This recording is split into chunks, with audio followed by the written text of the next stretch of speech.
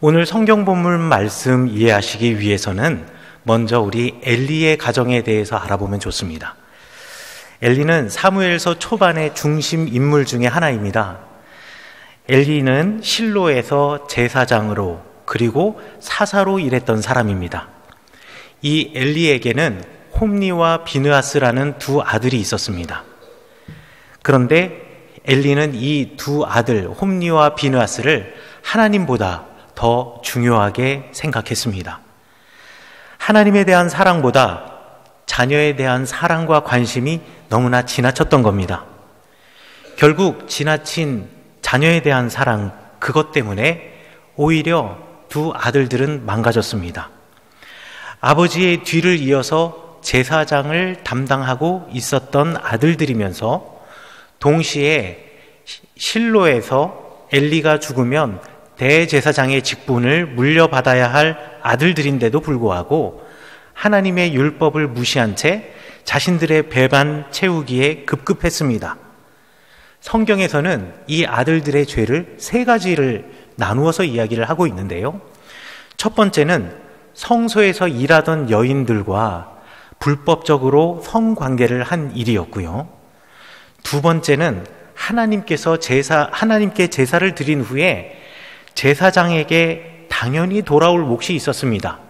제사장과 레위인들에게 돌아올 몫은 제사를 드리고 나면 가슴살과 허벅지살이 제사장의 몫이었습니다. 근데 성경에 보면 고기를 삶는 가마에 갈고리를 집어넣고 그냥 걸리는 대로 가져온 겁니다. 또 세 번째 마지막 죄로는요, 성경에서는 제사를 드리고 난 다음에 고기를 삶아서 이것을 먹게 되어 있는데 이 엘리의 두 아들들은 로스구이를 좋아했던 것 같아요. 그래서 삶지도 않았는데 피가 뚝뚝 떨어지는 그 고기를 아무거나 가져다가 자기들이 불에 구워 먹은 겁니다. 더 문제는 이 모든 일을 하면서도 그것이 잘못된 일이라고 이 아들들은 생각을 전혀 하지 못했다라는 거예요. 게다가 아버지 엘리는 이것을 방관했습니다. 그저 자기 눈에는 무엇을 하든지 간에 사랑스러운 자녀들이겠죠. 결국 하나님께서 엘리의 집을 벌하셨습니다. 이스라엘과 블레셋의 전쟁이 있었는데 이 전쟁에서 블레셋이 거의 승리하게 되었거든요. 이스라엘 백성들이 이제 전장터에서 이탈하기 시작했습니다. 그 소식을 들은 홈니와 비느하스가 지성소에 있었던 하나님의 법궤를 가져가면 그 당시 이스라엘 사람들은 이 법궤가 하나님의 임재의 상징이라고 생각했기 때문에 이 임재의 상징인 법궤를 가져가면 하나님이 우리와 함께 하시기 때문에 전쟁을 이길 것이다 라는 확신을 가지고 있었어요. 그런데 마치 만병통치약처럼 법궤만 가면 전쟁에 승리하는 것이 아닙니다. 어디 하나님이 그런 분이시겠습니까? 어디 하나님께서 그 법궤에 매여 계시던 분이겠습니까? 하나님은 말이죠, 그 중심을 보시는 분입니다. 결국 두 아들은 그 전쟁터에 법궤를 들고 나가서 죽습니다. 그 두 아들이 죽는 것으로 끝나는 것이 아니라 그 법궤마저 블레셋 사람들에게 빼앗겼습니다. 아버지 엘리는 아들이 죽었다라는 소식, 그리고 법궤를 빼앗겼다라는 소식을 듣고 그 충격으로 넘어져 죽습니다. 성경에서는 그때 엘리가 넘어진 이유에 대해서 나이가 많고 비대했기 때문이었다라고 말합니다만 이 표현의 원래 의미는 탐욕 때문에 판단력이 흐트러졌다라고 이해하시면 되겠습니다. 엘리의 집은 그렇게 역사 속에서 사라져갔습니다. 그 뒤를 이어서 엘리의 역할을 대신했던 이가 바로 사무엘입니다. 사무엘은 성경에서 유일하게 제사장이면서 동시에 사사이면서 마지막으로 선지자였던, 거의 성경에서는 유일한 인물입니다. 여러분들 사무엘 하면 가장 먼저 떠올리는 이미지는 아마 기도하는 이미지일 거예요. 맞습니다. 사무엘은 꿈에서 그리고 기도로 하나님과 만나고 하나님과 대화하며 그의 음성을 들었던 사람이었습니다. 그런데 사무엘도 아버지였습니다. 엘리와 같은 아버지 말이죠. 만약 엘리와 그 아들이 그렇게 죽지 않았다면, 엘리의 집안이 끊어지지 않았다면 엘리가 죽은 뒤 그 아들들이 대제사장이 되었을 것입니다. 그런데 그 아들들이 자격 없는 삶을 살았기 때문에 사무엘이 엘리의 뒤를 이어서 제사장으로, 사사로, 그리고 선지자로 일할 수 있었던 것입니다. 여러분이 사무엘이라고 만약에 한다면 엘리가 걸었던 그 실수의 길을 걷지 않기 위해서 여러분들이 제일 먼저 신경 써야 될 것이 무엇이라고 생각하시나요? 무엇보다도 아마 자녀 교육일 것입니다. 여기서 말하는 자녀 교육은 아이들을 어느 학교에 보내고 어떤 양질의 교육을 시키고 그래서 어느 직장에 취업을 하게 하고 뭐 이런 교육을 말하는 게 아닙니다. 자녀들을 사랑하되 하나님보다 더 사랑하지 않고 오히려 그들에게 하나님을 경외하는 신앙을 가르쳐주는 교육, 바로 주님이 원하시는 길을 걷게 하는 교육을 말하는 것입니다. 사무엘도 그렇게 신앙의 가정, 믿음의 가정을 세우고 싶었을 것입니다. 여러분, 그런데 자녀가 여러분 마음대로 되시던가요? 내가 사랑하는 그 자녀가 무엇을 하든요, 부모는 절대 객관적일 수가 없습니다. 그 아이가 누구를 패고 들어와도 이쁘고요, 그 아이가 어디에 가서 무슨 일을 하고 들어와도 그냥 이쁘기만 해요. 눈에 뻔히 보이지만 거짓말하는 모습 보고도 귀여워요. 그게 부모 아니겠습니까? 결국 사무엘도 엘리처럼 자녀 교육에 실패했습니다. 오늘 성경 본문의 말씀은 사무엘 가정의 문제가 무엇인가를 알려주고 있습니다. 사무엘은 두 가지 아주 심각한 잘못을 저질렀습니다. 첫 번째 잘못은 스스로 자기 아들을 사사로 삼은 것입니다. 사사는 하나님이 선택하십니다. 이스라엘의 운명이 바람 앞에 등불처럼 꺼져갈 무렵, 이스라엘 백성들이 하나님께 부르짖으면 하나님께서 선택하셨던 사람이 사사였습니다. 사사는 또 왕이 아닙니다. 주변의 나라들은 전부 다 왕이 있었습니다. 왕은 자기 마음대로 할 수가 있었습니다. 그러나 하나님의 나라는 그렇지 않습니다. 오직 유일한 왕은 하나님이시고 이스라엘의 정치 지도자가 어떤 이름으로 불려지던 간에 그 지도자는 하나님의 종일 뿐입니다. 그렇기 때문에 이스라엘의 지도자인 사사는 세습되는 왕과는 다릅니다. 왕의 아들은 왕이 되지만 성경에서 사사의 아들이 사사가 된 경우는 단 한 명도 없습니다. 사사를 선택할 수 있는 선택관은 오직 하나님만이 갖고 계시기 때문입니다. 그런데 사무엘이 늙어가면서 어떤 욕심이 생겼는지 자기의 아들 요엘과 아비야를 사사로 자기가 직접 임명했다라는 겁니다. 사무엘도 그의 전임자인 엘리와 마찬가지로 여전히 하나님보다 아들을 더 중하게 여기고 하나님보다 아들을 더 사랑했던 것입니다.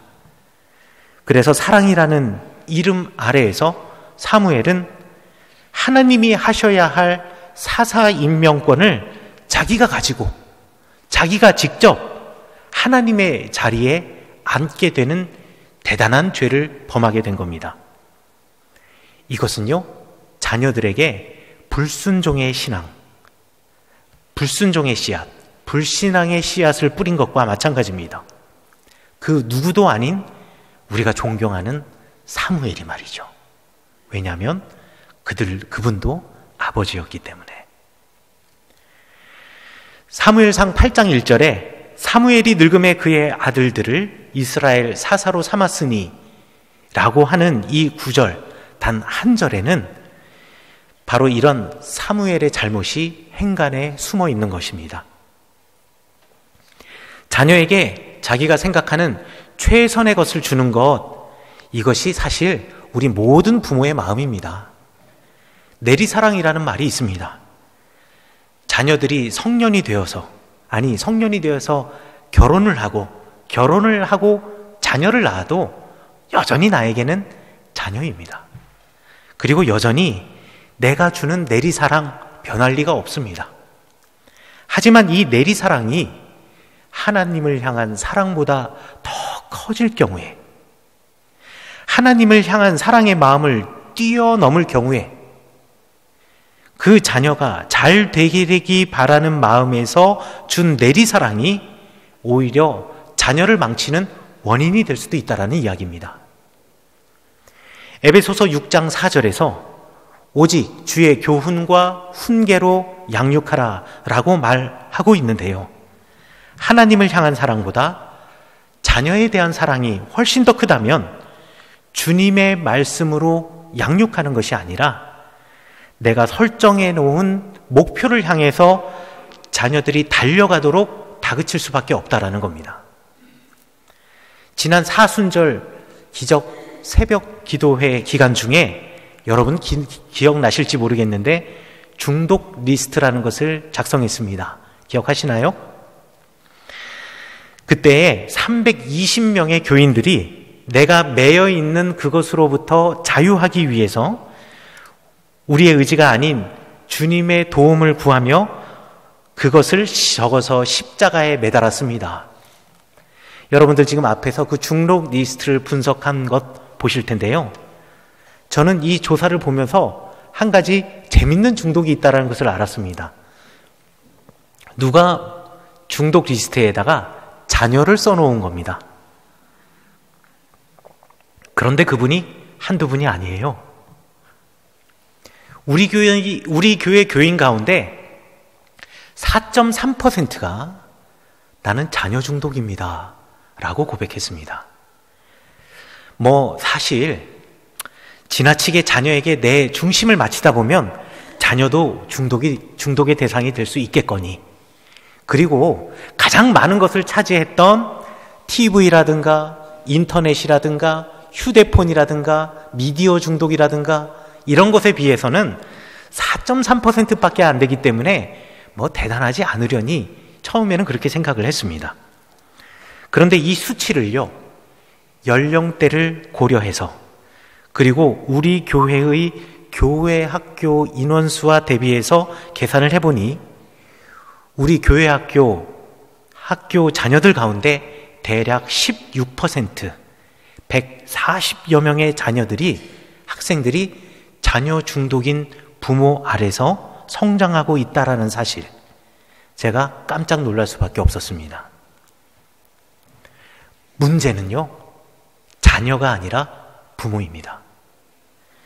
믿음 위에 선 신앙의 가정을 세운다고 말할 때 자녀가 부모처럼 교회 학교에 다니고 성경 말씀 배우고 같은 교회에서 예배를 드린다고 신앙의 가정이, 믿음의 가정이 저절로 세워지는 것이 아닙니다. 엘리의 가정, 사무엘의 가정을 보세요. 그 아들들은 성소 마당에서 뛰어다니며 놀던 아이들입니다. 우리식으로 말하면 늘 교회에 와서 교회 마당에서 뛰어놀던 아이들이라는 이야기입니다. 그런데 어떻게 되었던가요? 혹시 헬리콥터족이라는 말 들어보셨습니까? 헬리콥터족이라는 말은 마치 헬리콥터 프로펠러처럼 계속 자녀 주변을 맴돌면서 간섭을 멈추지 않는 부모를 가리키는 신조어라고 합니다. 내가 하나님의 말씀으로 가르치기보다는 내가 원하는 방향으로 자녀를 이끌어 가다 보면 부모들은요, 아이들에게 간섭하게 되고 아이들을 조정하고 싶어 합니다. 내가 누군가를 마음대로 할 수 있다고 생각하거나, 그리고 그렇게 하려고 하는 의도는요, 그것이 심지어 나의 자녀일지라도 바른 믿음을 가진 신앙인이라 말할 수 없습니다. 나는 하나님께서 맡겨주신 자녀들을 양육하는 사람이지, 내가 전지전능한 하나님이 되어서 자녀들을 마음대로 조정할 수 있는 것이 아니거든요. 사실 자녀를 양육하다 보면 어떻게 양육해야 될지 모를 때가 있습니다. 그러나 자녀들을 사랑한다라는 전제 아래서 하는 나의 최선, 부모의 최선이 하나님 보시기에 항상 신앙적인 것은 아니라는 것이죠. 그렇기 때문에 자녀를 사랑하는 부모가 자녀를 양육할 때 가장 먼저 해야 할 것, 하나님의 지혜를 구하는 일입니다. 하나님께 물어보지 않은 나의 최선은 그 결과도 최선이라고 말할 수가 없습니다. 우리는 하나님보다 우선순위에 두고 있는 것을 우상이라고 정의합니다. 많이 들어보셨을 거예요. 우상은 하나님 이외에 섬기는 모든 것을 가리키는 말인데, 혹시 우리 가장 가까이에 있는 우리 자녀들이 우상이 되고 있는 것은 아닐지 여러분 한번 생각해 보셔야 하겠습니다. 하나님보다 자녀를 더 사랑하고 자녀 중심으로 살아가는 부모는 비록 그들이 신앙을 갖고 있을지라도 그릇된 판단을 할 수밖에 없습니다. 엘리와 사무엘처럼 말이죠. 그렇기 때문에 자녀를 신앙으로 성장시키기 위해서 부모 삶의 제1우선순위는 바로 하나님이 되어야 합니다. 여러분이 정말 제1우선순위를 하나님께 두고 살아가고 있는지, 그렇지 않은지는 여러분의 자녀들이 여러분보다 훨씬 더 잘 알고 있습니다. 두 번째 잘못은 이 사무엘이 자녀에게 신앙으로 사는 모습을 보여주지 못했다라는 겁니다. 사무엘은 아버지의 모습을 자녀들에게 제대로 보여주지 못했습니다. 적어도 개인적인 욕심이 있어서 자신의 이 두 아들들을 사사로 세우고 싶었다면 적어도 그 아들들에게 사사라면 이렇게 해야 된다, 사사는 이렇게 살아야 된다라는 것 정도는 앉혀놓고 가르쳐 주어야 하지 않았을까요? 그리고 그렇게 사는 모습을 늘 데리고 다니면서 보여주어야 되지 않았을까요? 그런데 이 두 아들들은 아버지의 모습을 볼 수 없었습니다.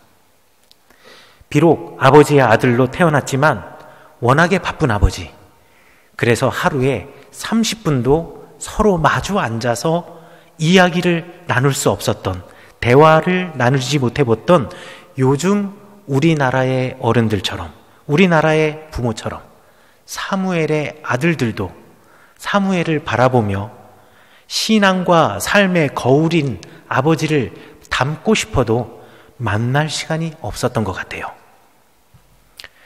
제가 좋아하는 시 중에 도종환 시인의 가구라는 시가 있습니다. 남편과 아내의 모습을 묘사한 시인데 마치 현대인의 가정의 모습을 보여주는 것 같기도 합니다. 그래서 여러분에게 소개해 드리는데요. 이 시에 이런 식기가 있습니다. 본래 가구들끼리는 말을 많이 하지 않는다. 그렇죠. 찬장이 식탁한테 얘기하는 거 들어보셨습니까? 같은 식탁 위에 숟가락과 젓가락이 나란히 놓여 있어도요, 숟가락과 젓가락이 서로 대화하지 않습니다. 그런데 현대인의 가정이 그렇다라는 거예요. 서로 대화하지 않습니다. 그러면 내 아버지가, 내 아들이, 내 엄마가, 내 딸이 숟가락이나 젓가락과 뭐가 다르냐라는 거예요. 서로 얼굴 볼 시간도 없고, 혹 만난다 손치더라도 서로 공감대가 없기 때문에 대화하기보다는 그냥 잔소리만 많이 하시죠. 사무엘은 베델, 아이, 미스바, 길갈 이런 곳을 돌아다니면서 백성들을 위로하고 그들 사이에 일어난 분쟁을 조정하고 하나님의 말씀을 전하고 제사 드리는 일을 쉬지 않았습니다. 자기가 맡은 소명에는 충실했던 제사장이자 사사이자 선지자였습니다. 그런데요, 아버지로서는 0점이었던 것 같아요. 이 두 아들들은 아버지가 살던 지역에서 무려 123km나 떨어진 부엘셰바에서 삽니다. 지금이야 123km 자동차 타고 가면 1시간 반이면 갈 거예요. 그러나 예전에는 걸어 다니던 시절이었잖아요. 못 봤다라는 얘기입니다. 서로 만나지 못했다라는 얘기입니다. 부엘셰바는 유다 남부 지역의 경제 중심 도시였습니다. 사무엘은 하나님에게 가치를 두는 삶을 살았지만 자녀들은 아버지로부터 멀리 떨어진, 그래서 서로 간에 소통이 없는 곳에서 살았기 때문에 아버지의 삶을 배우지 못했습니다. 결국 자녀들은 하나님이 아닌 부엘세바라는 경제적인 풍요로움을 추구하면서 그것에 가치를 두고 탐닉하며 살아갔던 거예요. 자녀들은 부모를 역할 모델로 삼습니다. 그런데 자녀와 부모가 서로 보지 못하고 소통하지 못한다면 아무리 좋은 신앙을 가진 사무엘일지라도 그 아들 요엘과 아비야에게 그 좋은 하나님의 유산을 나눠줄 수 없는 겁니다. 엘리와 사무엘의 가정을 보며 우리의 반면교사로 삼았으면 좋겠습니다. 신앙의 가정은 단지 가족들 모두가 교회에 와서 예배드림으로 완성되는 것이 아닙니다. 신앙의 가정을 이루기 위해서는 부모가 먼저 스스로 하나님을 경외하는 신앙을 가지고 내가 살아가고 있는가를 늘 점검하는 가정입니다. 오랜 신앙생활을 했기 때문에 경건의 형식과 외양은 있지만 내 마음이 진짜 하나님을 경외하고 있는지, 정말 하나님이 내 인생의 우선순위인지 되돌아보아야 한다라는 겁니다. 하나님께서 여러분에게 자녀들을 맡겨주셨습니다. 그러니 여러분들은 자녀를 조정하려고 하면 안 됩니다. 자녀들을 조정하려고 하기보다는 자녀와 서로 사귀어야 합니다. 대화해야 합니다. 하나님의 지혜를 얻으려고 하나님께 기도하시기 바랍니다. 부모가 다 가르칠 수 있는 것 아닙니다. 하나님께 배우기 원하는 마음 여러분 갖고 있어야 됩니다. 그리고 하나님을 인생 최고의 우선순위로 두고 있는 부모들은 자녀들과 내 삶 속에서 어떻게 하나님이 일하고 계신가를 나눌 수 있어야 됩니다. 부모님이 자녀와 대화하면서 눈물 흘리는 것 여러분들 부끄러워하실 필요가 없습니다. 두려워하실 필요가 없습니다. 오히려 자녀들은 그 눈물 때문에 부모님을 이해하고요, 부모님을 공경하게 됩니다. 그리고 부모님 마음에서 다시 한번 생각해 보게 됩니다. 부모가 자녀를 자기 힘으로 할 수 없다라는 것을 알 때, 자녀가 부모가 경험을 통해서 배운 신앙의 경륜과 삶이 나의 인생의 나침판이 된다라는 것을 알 때 비로소 믿음의 가정, 신앙의 가정이 세워지게 되는 겁니다. 우리 춘천중앙교회 성도들의 가정이 바로 이처럼 주님의 반석 위에, 그리고 믿음의 토대 위에 세워지는 믿음의 가정이 되시기를 간절히 기도합니다.